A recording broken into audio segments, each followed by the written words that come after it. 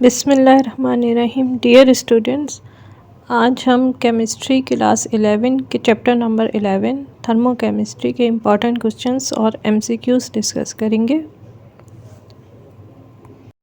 सबसे पहले important questions, इसमें डेफिनेशंस हैं जिसमें thermochemistry, heat of formation, latent heat of fusion, internal energy, enthalpy, state function, standard enthalpy of reaction, standard enthalpy of formation, extensive and intensive properties और isolated system. Secondly important question है, state and explain the first law of thermodynamics, derive pressure volume work of a system.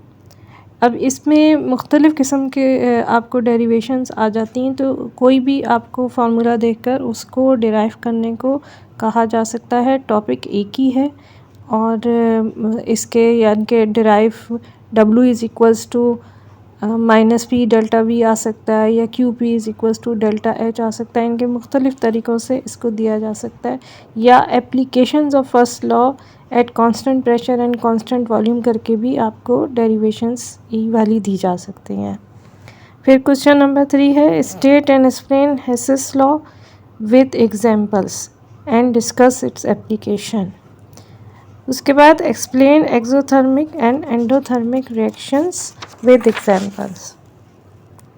इसके अलावा born hammer cycle पे आपको एक long question आ सकता है जिसमें साथ में आपको लेटेस्ट एनर्जी डिटरमाइन करनी है। डेफिनेशन के अलावा आपको CSF की लेटेस्ट एनर्जी मिल सकती है, या ये जो एग्जांपल में आपके बुक में दी हुई है तो उसका भी आ सकता है, लेकिन ज़्यादा चांसेस यही हैं कि आपको CSF की ही लेटेस्ट एनर्जी मालूम करने को आएगी। इसके अलावा न्यूमेरिकल्स हैं, ऑल एग्जांपल्स एंड न्यूमेरिकल्स। जितने आपकी बुक में एग्जांपल्स दी गई हैं और न्यूमेरिकल्स दिए गए हैं उन सबको करिए। और MCQs के लिहाज से सेल्फ असेसमेंट जो कि पेज 223 और 225 पर है, उसमें से MCQs आ सकते हैं आपको। अब हम आ जाते हैं MCQs की तरफ। तो पहला MCQ है, least entropy found in which of the following state of water.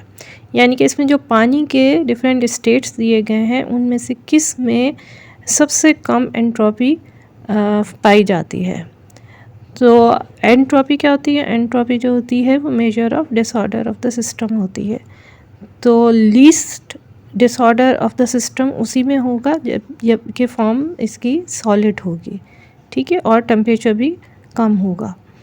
तो अब लिक्विड और गैसेस की जो फॉर्म है उन सब में entropy as compare to solid जो है वो ज़्यादा होगी, क्योंकि उसमें ज़्यादा डिसऑर्डर्ड होते हैं पार्टिकल्स सिस्टम में। इसलिए इसका करेक्ट आंसर है option D, ice at 0 degree centigrade. MCQ 2 है, the energy corresponds to the given thermodynamic process is labelled as. Lithium plus chloride ionic form में गैसियस स्टेट में है और वो लिथियम क्लोराइड का इन सॉलिड फॉर्म में crystals बना रहे हैं। तो जब भी आयनिक फॉर्म में गैसेस कंबाइन होकर सॉलिड क्रिस्टल बनाती हैं, आयनिक क्रिस्टल बनाते हैं, तो जो एनर्जी रिलीज़ होती है वो लेटेस्ट एनर्जी कहलाती है। तो इसलिए इसको हम इसका जो करेक्ट आंसर होगा वो ऑप्शन बी होगा, लेटेस्ट एनर्जी। तीसरा MCQ है, which of the following change is not an endothermic reaction. तो कभी भी कंबशन रिएक्शन जो होते हैं वो एंडोथर्मिक रिएक्शन नहीं हो सकते, ठीक है। तो इसका करेक्ट आंसर होगा option C, combustion of butane.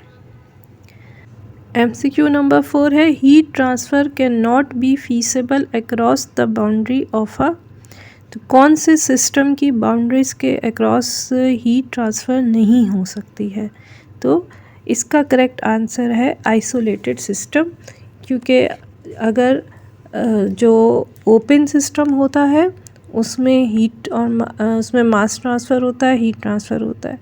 Non isolated close system होता है, उसमें मास ट्रांसफ़र नहीं होता लेकिन हीट ट्रांसफ़र होती है। जबकि आइसोलेटेड सिस्टम वो होता है जिसमें हीट ट्रांसफ़र नहीं होती है। तो इसका करेक्ट आंसर हो गया ऑप्शन सी, आइसोलेटेड सिस्टम। फिर MCQ नंबर 5 है which of the following enthalpy change is always negative. तो ये बिल्कुल वैसा ही MCQ है जैसे MCQ नंबर 3 था। तो जब भी नेगेटिव एंथैल्पी चेंज होगा तो वो एक्सोथर्मिक रिएक्शन होगा, और इसमें से कंबशन जो है वो एक्सोथर्मिक रिएक्शन है। ऑलवेज कंबशन जो है वो एक्सोथर्मिक होता है। ठीक है। फिर MCQ नंबर 6 है standard enthalpy of formation of all of the following elements at 25 degree centigrade and 1 atm pressure are zero except. तो इसका करेक्ट आंसर है ऑप्शन ए कार्बन डायमंड, क्योंकि बाय कन्वेंशन हम स्टैंडर्ड एंथैल्पी ऑफ फॉर्मेशन को zero लेते हैं for all of the elements, यानी कि मोस्ट ऑफ द एलिमेंट्स आप कह सकते हैं। जैसे हाइड्रोजन है, ऑक्सीजन है, नाइट्रोजन है, इनको हम enthalpy heat of enthalpy of formation को हम ज़ीरो लेते हैं। ठीक है, क्योंकि उनको जो है कोई स्टैंडर्ड स्टेट कंडीशन में लाने के लिए कोई फर्दर चेंज रिक्वायर्ड नहीं होता। लेकिन जो elements more than one allotropic form में, यानी कि उनके डिफरेंट एलोट्रोप्स होते हैं, तो उसमें से मोस्ट स्टेबल जो एलोट्रोप फॉर्म होता है उसकी ज़ीरो ले ली जाती है एंथैल्पी ऑफ फॉर्मेशन। ठीक है, जैसे कार्बन जो है वो ग्रेफाइट और डायमंड दोनों फॉर्म्स में होता है, तो ग्रेफाइट को की एंथैल्पी ऑफ फॉर्मेशन आप ज़ीरो लेते हैं, और डायमंड की जो है वो ज़ीरो नहीं ली जाती। MCQ number 7 in the equation of first law of thermodynamics delta E is equals to Q plus W, the property which depends upon initial and final state is. तो कौन सी प्रॉपर्टी है जो कि इनिशियल और final state पे depend करती है? तो ये तो ऑब्वियस है कि डेल्टा E है, जो कि इनिशियल पे और फाइनल स्टेट दोनों की एनर्जी को पे डिपेंड करता है। MCQ नंबर 8 है विच स्टेटमेंट इज़ इनकरेक्ट। इसका करेक्ट आंसर है option C for exothermic reactions delta H is greater than zero. Exothermic reaction में डेल्टा H ऑलवेज नेगेटिव होता है और लेस देन ज़ीरो होता है। तो इसका करेक्ट आंसर ऑप्शन सी है। MCQ number 9 in a thermochemical process no work is done if the system is kept at. इसका करेक्ट आंसर है कांस्टेंट वॉल्यूम। जब भी एक सिस्टम कांस्टेंट वॉल्यूम पे होगा तो ना ही सिस्टम पे कोई काम हुआ होगा और ना ही सिस्टम ने कोई काम किया होगा। MCQ नंबर 10 है वॉल्यूम इज़ अ। वॉल्यूम क्या है? वॉल्यूम एक स्टेट फंक्शन है। ठीक है, तो ये आपके बुक के MCQs हो गए। इसके अलावा आप 10 ईयर्स से भी MCQs की प्रैक्टिस करें, उनको भी एक नज़र ज़रूर पढ़ लें, क्योंकि केमिस्ट्री में बुक्स के अलावा भी यानी कि एक्स्ट्रा MCQs भी आते हैं, कभी कभी आउट ऑफ कोर्स भी आ जाते हैं। तो अब मुझे इजाज़त दीजिए, अपना ख्याल रखिएगा। अल्लाह हाफिज़।